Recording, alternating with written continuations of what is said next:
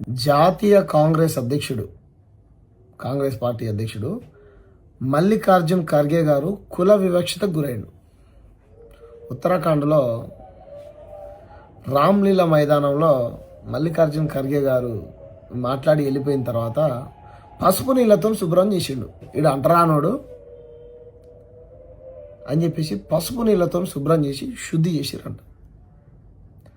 ఈ కులం లేదు, కులం ఇంకా ఎక్కడిది, వివక్షత ఇంకా ఎక్కడిది అని మాట్లాడేటువంటి విధవలకు ఒక జాతీయ పార్టీ కాంగ్రెస్ అధ్యక్షుడు కుల వివక్షతను ఎదుర్కొన్నాడు.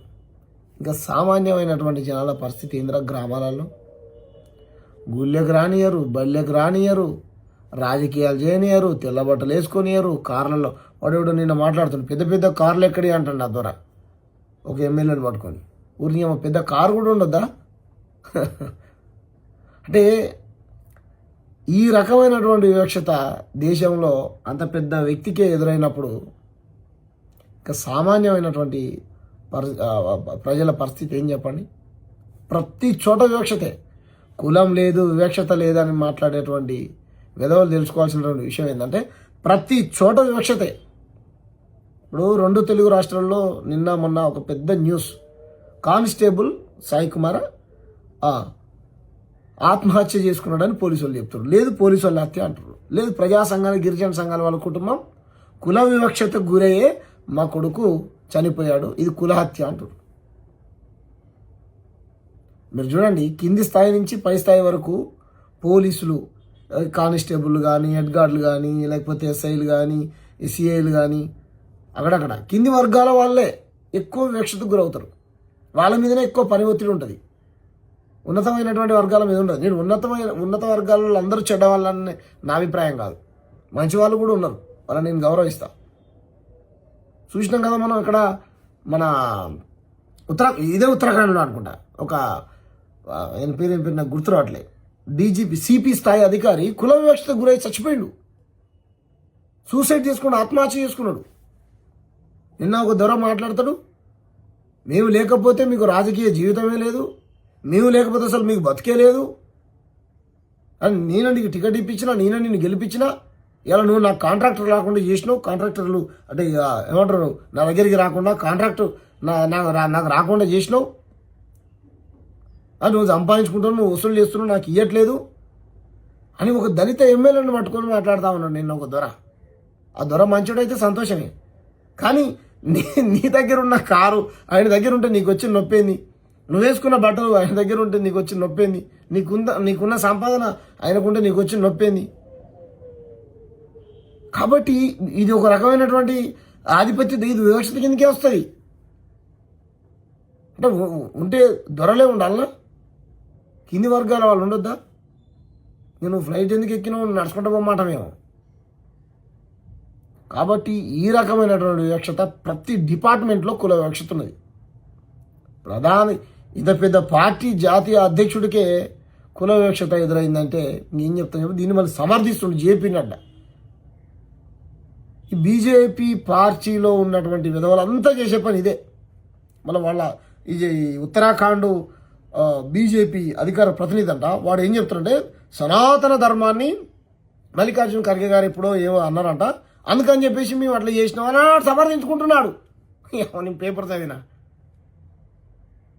ఇంత దుర్మార్గం. కాబట్టి కింది నుంచి పైదాకా ఉన్నటువంటి ఈ దేశంలో ఉన్న మేధావులు ప్రతి ఒక్కరు ఆలోచించాలి. ప్రతి దాంట్లో కుల వివక్షత 100కు 200% ఉన్నది, ప్రతి డిపార్ట్మెంట్లో ఉన్నది. కాబట్టి ఈ కుల వివక్షతను బద్దలు కొట్టకపోతే ఈ దేశం అసలే బాగుపడదు. రేపు మనం స్వాతంత్ర దినోత్సవాన్ని జరుపుకుంటాం, జెండా ఎగురేసుకుంటాం, ఇండిపెండెన్స్ డే. ఏది 78 సంవత్సరాలు ఇంకా కులం పోలే. ఎట్లారా నాయన? ఇది మల్లికార్జున ఖర్గే గారు చెప్పింది 100కు 200% నిజం, పచ్చి నిజం. ఈ దేశంలో దళితులకు బతికేటువంటి స్వేచ్ఛ లేదు. ముఖ్యంగా నరేంద్ర మోడీ గారి అధికారంలోకి వచ్చిన తర్వాత 12 ఏళ్లలో రోజుకొక దళిత బీజేపీ జెండా ఇట్లా ఆ ఏరియాలో ఉందంటే ఆ ఏరియాలో కుల వివక్షత. బీజేపీ జెండా ఏ ఏరియాలో బలంగా ఉంటే ఏ ఏరియాలో మాలమాది వాళ్ళ పరిస్థితి అద్భావనం. ఇంకా గిరిజనులు ఆదివాసులు అయితే ఇక వాళ్ళ మనుషుల కిందనే చూడరాలు. ఇక బీసీలను అయితే అధికారానికి ఆవిడ దాని అంత దూరం ఉంచుతారు, దగ్గర రానియరు. వాళ్ళ ఓట్లు కావాలి తప్ప వాళ్ళకి అధికారం ఇచ్చేటువంటి ప్రయత్నం చేయరు. ఈరోజు కూడా మహాత్మా జ్యోతిరావు పూలే గారి విగ్రహం, తల్లి సావిత్రిబాయి తల్లి విగ్రహాన్ని ఆవిష్కరిస్తూ ఉన్నాడంట మన రాష్ట్ర ముఖ్యమంత్రి. కానీ ముఖ్యమంత్రి పదవి ఇవ్వడంట. అది ఏం చెప్తారు అనుకున్నారు ఇప్పుడు మీరు? మహాత్మా పూలే గారు సావిత్రిబాయి తల్లి అందరికీ ఆదర్శం, వాళ్ళు గొప్పవాళ్ళు, బడుగు బలహీన వర్గాల అభ్యున్నతి కోసం పాటుపడ్డారు అని ఉపన్యాసం దంచుతాడు సాయంత్రం. కానీ అన్నిత్తంగాని మీకు ముఖ్యమంత్రి సీట్ ఇయ్యము అని చెప్తారు. అన్నిత్తం మీకు ఎస్సీలకు టికెట్లు ఇస్తాం, అవి కూడా రిజర్వేషన్ టికెట్లే, ఓకేనా. జనరల్ అయ్యాము, బీసీలకు ఎక్కడో ఏదో ఒక కులానికి ఇచ్చి బీసీ వర్గాలు అన్నిటికీ న్యాయం చేస్తాం. భలే ఉంటే రాజకీయాలు. కాబట్టి ప్రజలారా, మనం ఎవ్వరికీ వ్యతిరేకం కాదు. రేవంత్ రెడ్డి గారు కూడా ఎమ్మెల్యే కావాల్సింది, ఆయన కూడా పదవులు అనుభవించాల్సింది. కానీ ఎన్ని రోజులు ఇంకా ఉన్నత వర్గాలే ముఖ్యమంత్రులు, ఉన్నత వర్గాలే ప్రధానమంత్రులు, ఉన్నత వర్గాలే ఉన్నతమైనటువంటి పదవులు పొందడం, ఇది వివక్షత కాదా? మీకు నిజంగా మీ పార్టీలకు చిత్తశుద్ధి ఉంటే కింది వర్గాల పట్ల మీకు ఏమాత్రం ప్రేమ ఉన్నా సరే, ఎస్సీ ఎస్టీ బీసీ ఈ వర్గాల నుంచి మా పార్టీ నుంచి ముఖ్యమంత్రి క్యాండిడేట్ ఈయన అని మీరు ప్రకటన చేయండి. కాంగ్రెస్ పార్టీ నెక్స్ట్ అధికారంలోకి వస్తే బీసీని ముఖ్యమంత్రిని చేస్తుందా? బీఆర్ఎస్ పార్టీ నెక్స్ట్ అధికారంలోకి వస్తే బీసీని ముఖ్యమంత్రి చేస్తుందా? లేకపోతే బీజేపీ పార్టీ తెలంగాణలో అధికారంలోకి వస్తే బీసీని ముఖ్యమంత్రి చేస్తుందా? బీఎస్పీ పార్టీ అధికారంలోకి వస్తే బీసీని ముఖ్యమంత్రి చేస్తుందా? ఇప్పుడు టీఆర్ఎస్ పార్టీ కవితక్క గారు అధికారంలోకి వస్తే బీసీని ముఖ్యమంత్రి చేస్తుందా? చెప్పండి, మీ పార్టీలో స్టాండ్ అని చెప్పండి. బీసీ ముఖ్యమంత్రిని డిక్లేర్ చేయండి. ఎన్ని రోజులు అండి ఈ వివక్షత? తప్పు కదా, తప్పు కదా. మెజారిటీ ఓట్లు అణగారిన వర్గాలై, అధికారం మొత్తం మైనారిటీ వాళ్ళది. మీరు మైనారిటీ, ఎస్సీ ఎస్టీ బీసీ ప్రజలు మెజారిటీ. 80%, 85% మేము.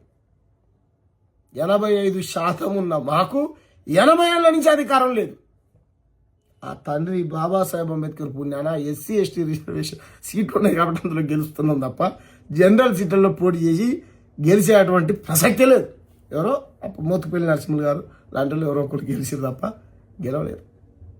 కులం ఈ దేశంలో వాడు మన కులమోడు కాదురా, ఆడి కిందోడు, మనం ఎందుకు ఓటేయాలి అనే అటువంటి భావనలు ప్రజలు ఉన్నారు. ఆ భావజాలాన్ని బీజేపీ కాంగ్రెస్ దేశవ్యాప్తంగా నూరిపోస్తూ ఉన్నది. ఈ రెండు ఆధిపత్య పార్టీలు, వీటిని ఓడించండి. అంటే మల్లికార్జున ఖర్గే గారికి జరిగినటువంటి వివక్షత ఆయన దళితుడు కాబట్టి జరిగింది, దాంట్లో అనుమానమేం లేదు. 100కు 200% ఈ దేశంలో దళితులకు బతికేటువంటి స్వేచ్ఛ స్వతంత్రాలు లేవు. ఈ దేశం మూలవాసుంది, మాది బహుజనులది ఈ దేశం. కాబట్టి ప్రజలారా అర్థం చేసుకోండి.